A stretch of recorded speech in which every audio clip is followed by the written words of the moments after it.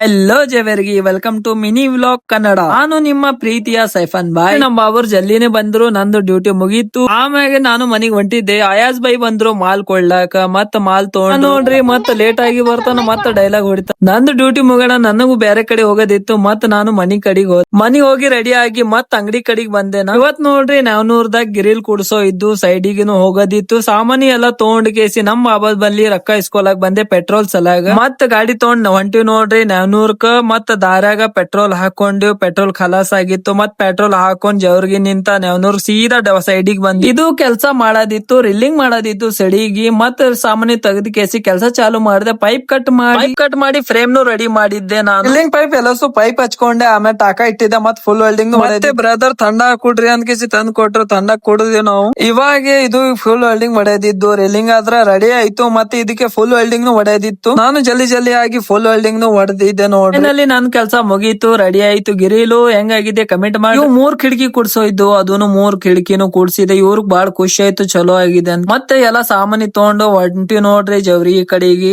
ಅಲ್ಲಿಂದ ಬಂದೇವ್ ಜವ್ರಿಗೆ ಕಡೆಗೆ. ಮತ್ತೆ ಸಿಗೋಣ ನಾಳೆಗೆ. ಫಾಲೋ ಮಾಡಿ, ಲೈಕ್ ಮಾಡಿ, ಶೇರ್ ಮಾಡಿ.